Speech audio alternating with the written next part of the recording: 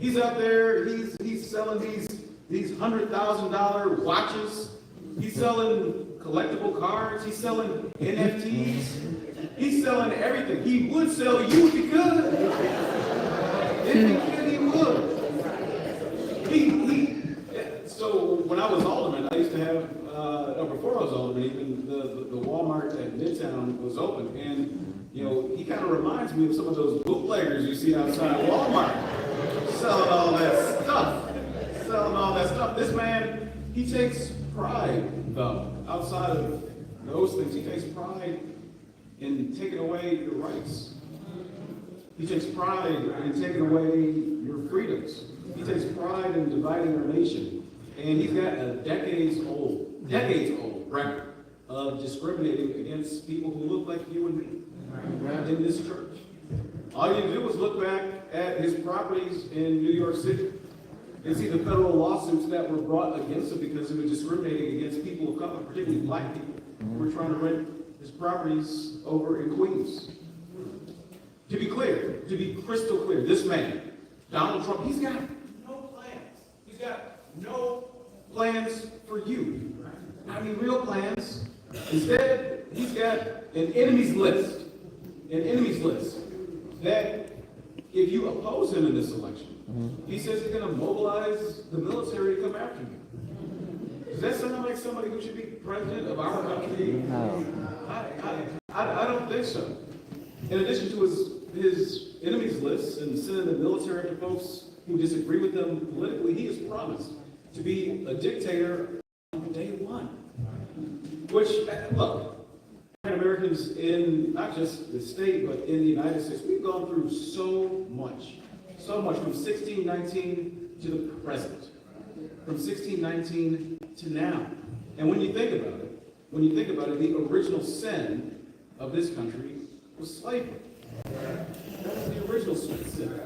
And just a couple of days ago, on Fox News, Mr. Trump got on one of the shows and said that perhaps, maybe, Abraham Lincoln was a good president. Maybe.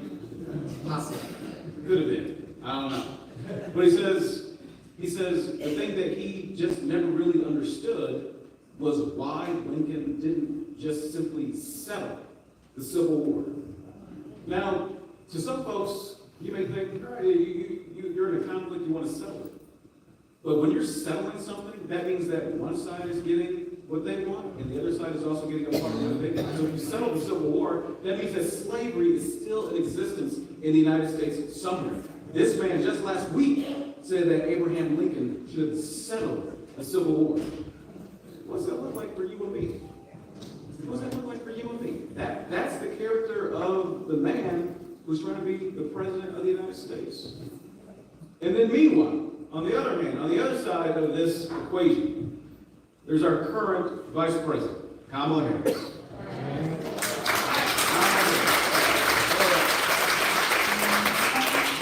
For 20 years, Kamala Harris, more than 20 years, she has been a public servant. She's been a public servant with one client, from California to Washington, D.C., and that client has been the people. It's been us. That's what she's been fighting for. And Kamala, being raised in a middle-class family, she knows what it means to have to work hard in order to get ahead. Those are the sort of values that Vice President Harris, and look, I was just with her on Friday night when she was here for that rally in Milwaukee. I know those are the sort of values that she would bring to office when she has the privilege of serving as President of the United States. And think about the plans, right? One side's got concepts of a plan, that's Mr. Trump. And Vice President Harris has actual plans. Actual plans that will make life better for each and every single one of us in this room, and in this city, and in this state, and in our country. Most of that housing is expensive. Vice President Harris has planned to build millions of more units of housing. If you know the laws of supply and demand, when you have more out there, the price plummets. In Milwaukee and in Atlanta and other large cities across the country, you've seen these landlords who are buying up these properties. They're not making any improvements to those properties, and they're jacking up the rents on those properties.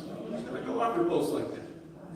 after the pandemic happened. Right? We saw these corporations, grocery stores that raised prices, and they just kept them there. She's going to go after those corporations that are involved in corporate price gouging, hitting you in the pocketbook. Those are the things that Kamala Harris is going to do. For those of us who will seek to be first-time home buyers, guess what? There's going to be a $25,000 home buyer assistance program to make sure you can get to your house. And I see a lot of kids here today.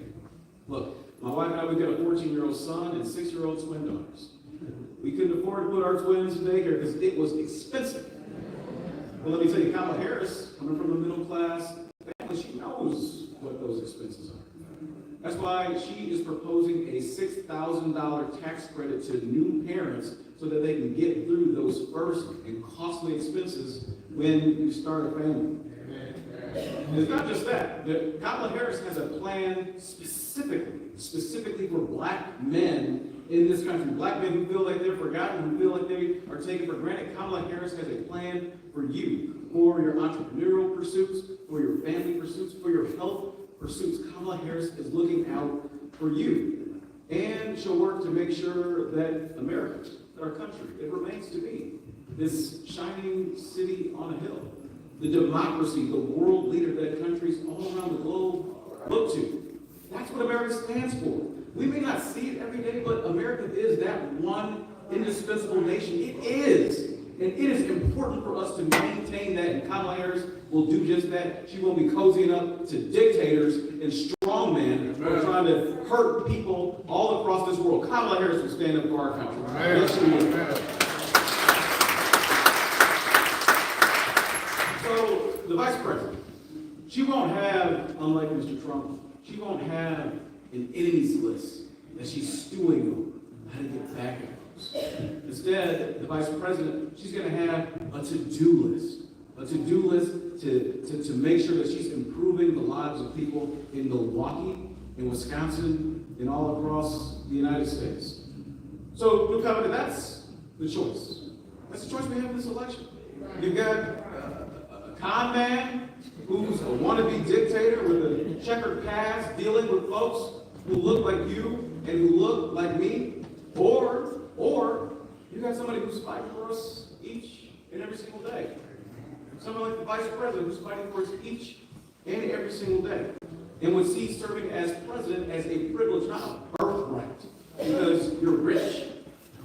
Again, I can't tell you from here who to vote for. I cannot do that. And I will not do that. I will not do that. But I just want to let you know what the choice is in this election, in this critical election. And I say all the time, right, that this is the most important election of our lifetimes. This time it is. We have never had, in the history of our country, one person running for president who was promised to be a dictator. And think about this again. 1619 slavery. Mr. Trump saying that the Civil War should have been settled. You know who built the foundations of democracy in this country? Who actually laid the foundation for the United States Capitol, for the super government? It was black people. You know who actually built the White House? It was enslaved black people. And Mr. Trump, on January 6th, a couple of years ago, tried to overturn the government, tried to take democracy. We've had too much taken away from us. Now he's trying to take democracy away from us too? I say no. I say no. Absolutely not. That is not happening. So let me close with this. So many people, especially folks in the faith-based movement in this country, and particularly in the black faith-based movement in this country, they fought, bled, died to work to make sure that we get the rights, that we get the opportunities that we have today. So we can go up and take our souls into the polls, to cast a ballot, to vote and select who the leaders of our community, of our state, and of our country will be. I'm asking you and to join so many of our neighbors, not just in this city, but across our state, across our country, in honoring their memory, in honoring their legacy, in honoring their sacrifice, and not just registering, but actually voting in this and every single election. Every single election. Think about this. We talk about Wisconsin being so close in all these elections. If Milwaukee really turned up, if Milwaukee really turned out, especially if African Americans in this city turned out, it wouldn't even be a question. All right. It wouldn't even be a question. Let me tell you, because I spent a lot of time in our state capital, right? And there are some folks on the opposing side who are willing to do some very dastardly things to our city. They want to beat us down. They want us to be demoralized. But if we recognize the political power that we have in the black community in Milwaukee, man, they are scared of that, and I can tell you, they're scared of it. So realize your power. Realize your strength. And your strength and your voice is in that vote. It is in that vote. So go to the ballot and go to the polls, put your ballot in and exercise your power. Exercise your right. Your vote is your voice. And like all those folks who sacrificed so much, they knew that your voice is your power. Don't let them take your power. Don't let them take your power. Please make sure that you vote. Now again, today is the last day to vote early in the city, so please make a plan. If not today, then vote on Tuesday, November the 5th, which is election day. Now, I'm not on the birthday list today like Reverend Briscoe. Happy birthday, Reverend Briscoe. And my birthday is coming up. My birthday is on Tuesday, November the 5th.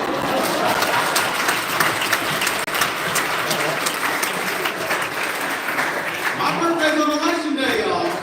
So you come in, I'm to make sure I have a happy birthday.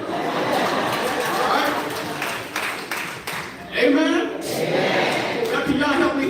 Can I have a happy birthday on Tuesday? Well, I want to thank you all so much for giving me the opportunity to come and share a little bit of time with y'all here today.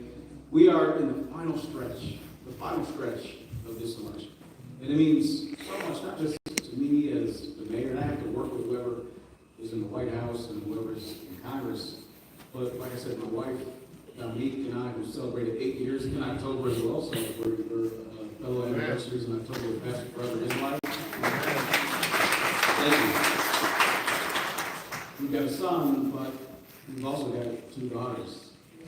And I don't want my daughters to grow up in a country and in a world where they've got less rights than mom, less rights than their grandma had.